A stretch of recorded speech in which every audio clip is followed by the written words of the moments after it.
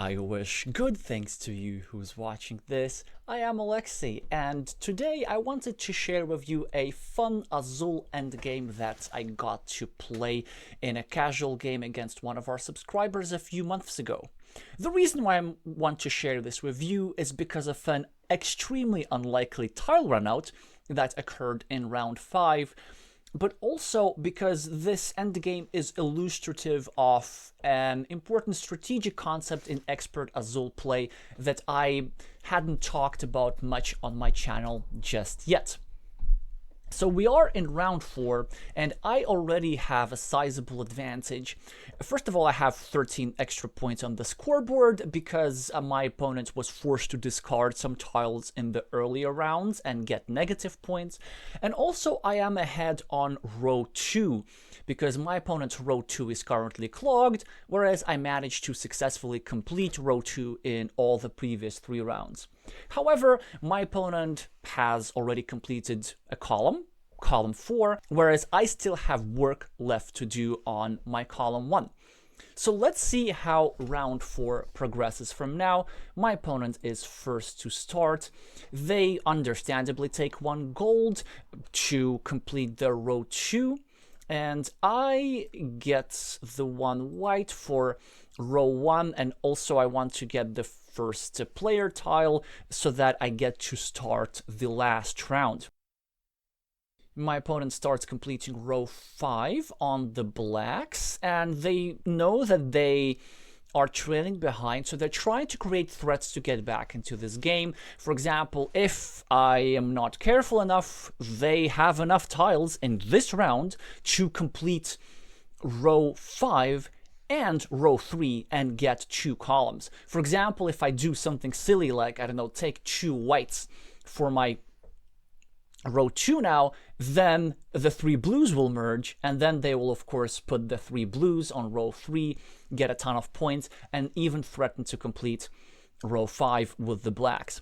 So I of course do not let that happen. I take the blues for row 3 myself after some deliberation for some reason. I'm not sure what I was hallucinating about.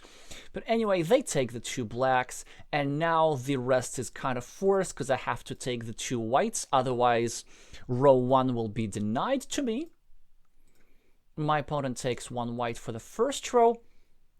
And now it's an interesting situation here. I could take 3 reds and place them in my bottom row, and I think this is what many players would play. The reason for that is, well, my opponent is threatening to take the 3 reds and put them on row 4 and score 4 points, and it would be logical for me to prevent that. But the thing is, I actually need to keep my row 5 open. I can't afford to put 3 reds there because I'm going to need my row 5 for something else. So the best move here is to actually sacrifice the 4 points, let the opponent complete the row 3, and to simply take 1 blue, which is what I did. My opponent, of course, does take the 3 reds, and now I take the 1 black to simply make sure that my opponent does not get to finish their row 5, and their row 5 is clogged.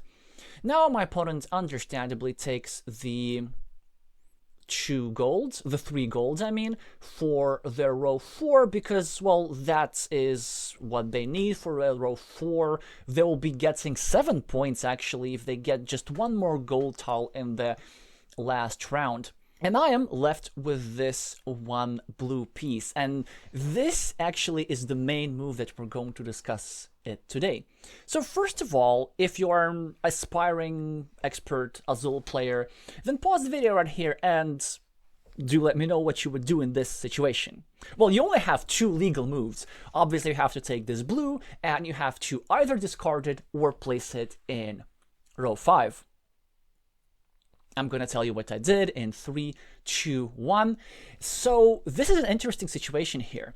This is one where I think beginners would do better than experts, because an instinctive beginner move is to, of course, place it in row 5, which is actually what I did.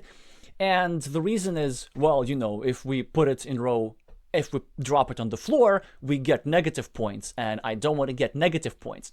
And in fact, this is indeed one of the considerations. Now, normally, expert players know that moves like these lose quite often, because by placing one tile in row 5, you're making sure that you cannot put any other color in row 5, you're clogging it up, and you risk losing many, many more points in the floor line when you're forced to discard tiles in future rounds. But here's the thing, there are not many future rounds. There's in fact only one future round, and I know that there's still plenty of blues remaining. And in fact, there are 6 blues remaining, which means that I will have enough blues to threaten complete color.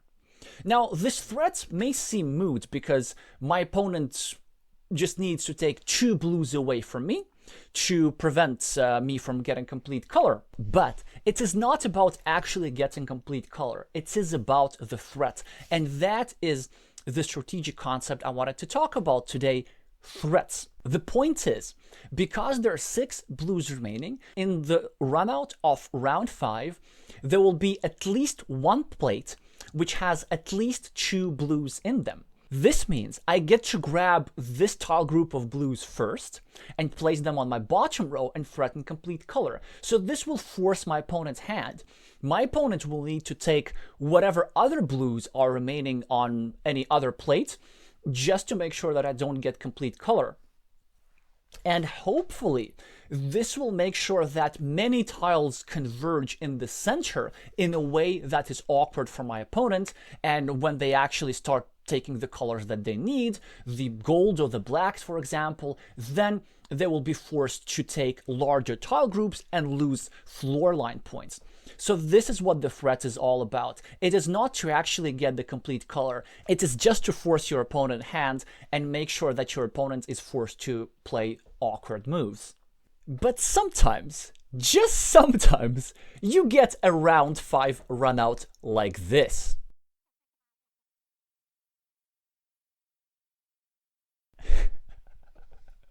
I get 4 blues on one plate. Now, of course, this is not the reason why I played this move, because obviously who could have predicted that? And in fact, the chances of 4 blues appearing on one plate in this situation is really, really low. It is actually 4%. But the threat worked.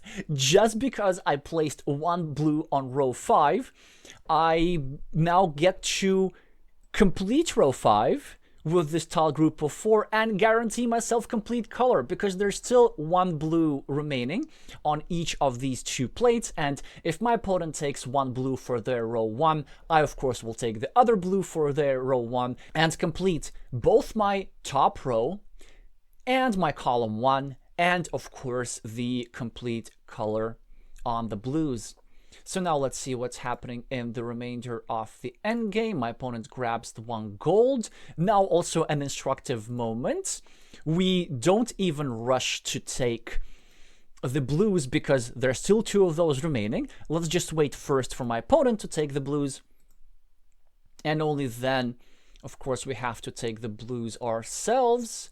Now they're forced to take the first player tile, which of course is useless in a final round. So it only gives them a couple of negative points.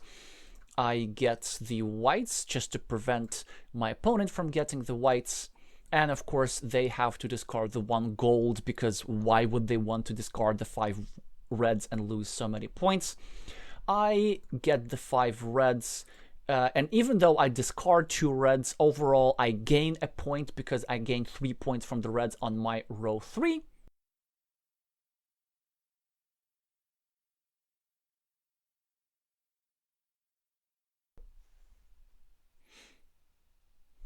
And I do end up winning this game plus 32. So that's the cool part about endgame threats in Azul. Even though getting the thing that you're threatening is not the actual point of the threat, sometimes the tiles come such that you actually get the thing that you're threatening, and this leads to a win much bigger than initially expected. Alrighty, that's going to be it for today. If you have any interesting questions or observations about this endgame or anything else regarding competitive Azul, drop a comment in the floor line. And if you intend to watch content like this more than once, then be sure to subscribe to this channel. Just a little disclaimer that most of my videos are devoted to competitive Carcassonne, but I do post Azul videos once in a while. Thank you so much for watching, and I'm gonna see you soon.